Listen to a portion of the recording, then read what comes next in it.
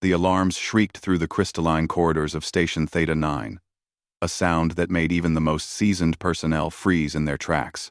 Officer Brannick Soul's 4 eyes widened as his communication device crackled with panic-stricken voices from the eastern habitation dome.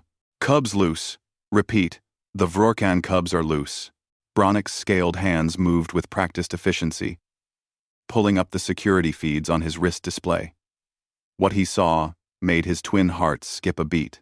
17 Vorcan cubs, each the size of a terrestrial bear, with razor-sharp claws and developing tusks, were stampeding through the station's main concourse. Their species was known across the galaxy as one of the apex predators, and even their young could tear through reinforced titanium plating. Station personnel scattered like leaves before a storm. A Xinthian merchant abandoned his floating cart of exotic fruits, which exploded into bioluminescent pulp as 3 cubs trampled through it. The cubs bellowed and roared, their territorial instincts activated by the confined space and separation from their adult handlers, who had foolishly left a containment field unlocked. Brannick commanded his security team into position. 20 officers, armed with neural disruptors and riot shields, formed a defensive line at the junction of corridors Delta and Epsilon. It was the only path between the cubs and the station's critical life support systems.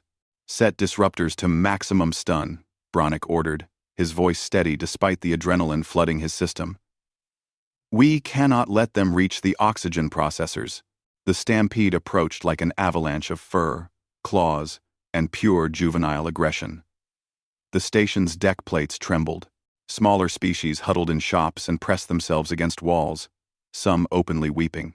Vorcan cubs in a frenzy were a nightmare scenario. They were too young to understand commands, but old enough to cause catastrophic damage. "On my mark." Brannick raised his hand. The cubs were 30 meters away. 20, 10, fire. Blue waves of neural energy cascaded toward the stampede. The first 3 cubs stumbled, but their momentum carried them forward. The disruptors were designed for adult neurological patterns. The cubs' developing brains were partially resistant. They crashed into the riot shields, sending 2 officers flying. Brannick's mandibles clicked in frustration as he recalibrated his weapon. Then, through the chaos, he heard it. A single, sharp whistle. The cubs froze mid-stampede. 17 pairs of luminous orange eyes turned in unison toward the source of the sound. Brannick followed their gaze and saw something that defied every instinct he'd developed in 20 cycles of security work. A human stood in the corridor.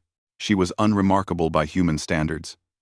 Average height, dark hair pulled back in a practical ponytail, wearing the simple gray coveralls of station maintenance. Lyra Shaw. According to the ID badge on her chest, Brannick had seen her before. Always quiet. Always working in the background, calibrating environmental systems or repairing atmospheric regulators. The cubs stared at her. She stared back. Then, Lyra Shaw did something that made every witness question their sanity. She pointed at the ground and said, in a voice that carried absolute authority despite its calm tone, "Sit. Sit." The cubs sat, all 17 of them. Simultaneously, their massive haunches hit the deck with synchronized thuds that resonated through the station's superstructure.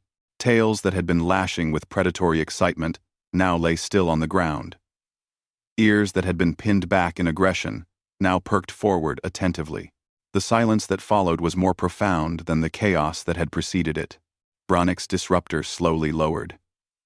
His security team stood frozen, shields still raised, staring at the impossible scene. A human, a species barely 2 centuries into galactic society, a species with no claws, no natural armor, no venom, no telepathic abilities, had just commanded 17 Vorcan cubs into obedience with a single word. Lyra walked forward, her movements unhurried and confident. She approached the nearest cub, a particularly large male with developing tusks that could have easily severed a limb. The cub watched her approach with what Brannick could only describe as adoration. She scratched behind his ear. The cub's eyes closed in bliss, and a deep rumbling purr emanated from his chest. "Good boy," Lyra said softly, moving from cub to cub. offering gentle touches and quiet words.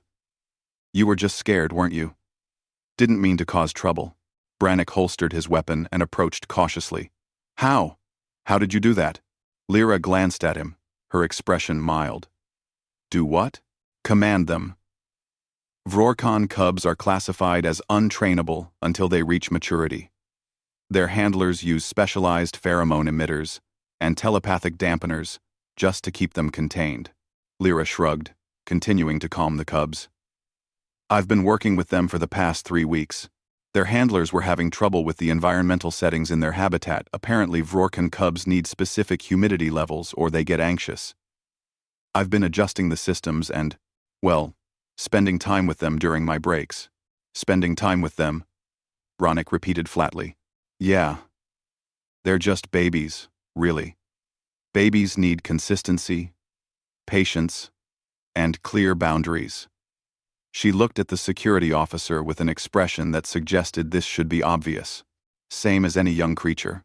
One of Brannick's team members, a young Helixian officer, spoke up with awe in his voice. "But you're human. You have no natural dominance pheromones, no pack bonding biology, no predator recognition markers. How do they even register your authority?" Lyra considered this, scratching another cub under the chin. The creature melted under her touch. "Humans have been domesticating, training, and bonding with apex predators for thousands of years on our homeworld. Wolves, big cats, bears, raptors. We learned that dominance isn't about being the biggest or the strongest. It's about being calm, consistent, and confident. Animals. Any animals respond to that."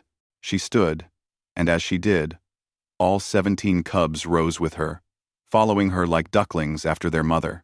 "Come on, troublemakers," she said warmly. "Let's get you back to your habitat before your actual handlers have heart attacks." The cubs followed her peacefully down the corridor, leaving behind a security team too stunned to move. Brannick watched them go, then looked at his wrist display, where the incident report was already forming. How did he even begin to document this? Human employs unknown psychological technique to neutralize Vorcan Stampede. Maintenance worker demonstrates species-wide ability to command apex predators through sheer confidence. As the cubs disappeared around the corner, still following Lyra Shaw with perfect obedience, Brannick made a mental note.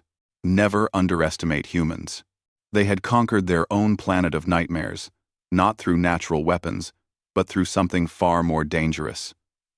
The absolute, unshakable belief that everything could be domesticated, befriended, or trained. Even the galaxy's most feared predators, apparently, were no exception.